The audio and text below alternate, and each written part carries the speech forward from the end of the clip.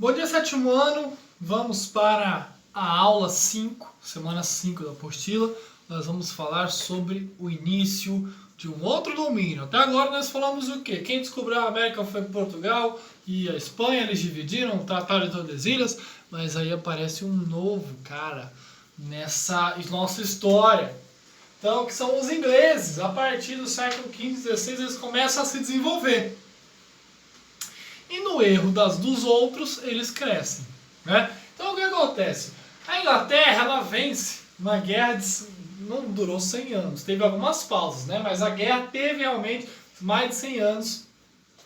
Guerra de 100 anos, França versus a Inglaterra. A Inglaterra saiu fortalecida dessa guerra. Né? Enquanto Portugal e Espanha dominavam as Américas, era muito território para os dois, né? E houve muitos erros e na falha desses países a Inglaterra conseguiu crescer e se tornar a maior potência do período, né? Depois do declínio de Portugal e Espanha e a ascensão da Inglaterra e da França, que a gente vai ver mais para frente, tá? Então a primeira grande reforma que fez com que se modificasse a Inglaterra é a reforma religiosa. Então foi criada a igreja anglicana. A Inglaterra rompeu com a igreja católica e criou a sua própria igreja. O que isso vai mudar? Isso vai mudar a mentalidade. A partir daí, os ingleses começam a comercializar as regras da igreja católica, as regras de fidelidade, de igualdade, passam a ser quebradas pelos ingleses, né?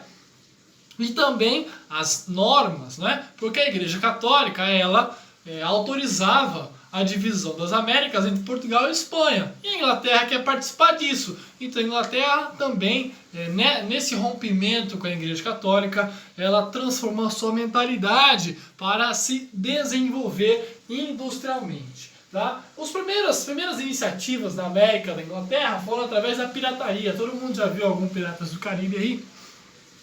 Era mais ou menos isso que acontecia. Só que esse pirata, quando ele trabalhava para um país, para um reino, para uma nação, ele era chamado de corsário.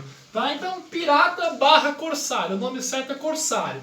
Então, por exemplo, os carregamentos de ouro e prata, eles saem das Américas, né, para chegar até a Espanha. Então, o que acontecia? No meio do caminho aqui no Mar do Caribe, os ingleses colocavam os piratas e atacavam os navios cheios de ouro espanhol. Então, foi as primeiras iniciativas, foi esse roubo aqui dos navios espanhóis por parte desses corsários, desses piratas ingleses, tá?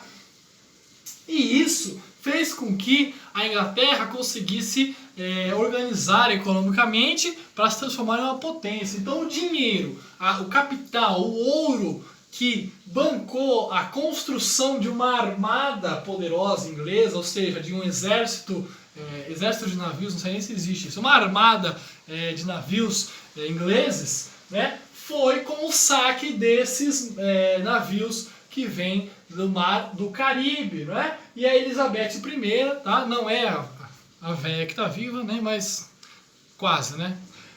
A Elizabeth I, ela bancou essa reconstrução e transformou a Inglaterra em uma potência a partir do que era roubado dos outros países.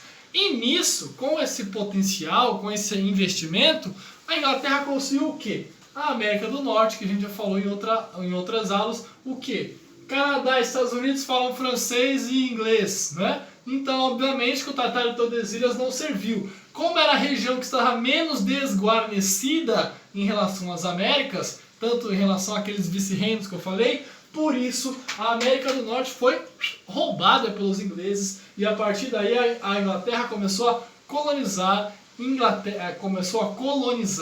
o que nós chamamos de América do Norte e o que se tornaria Estados Unidos e Canadá. Então aí é o início de uma nova potência na briga mundial.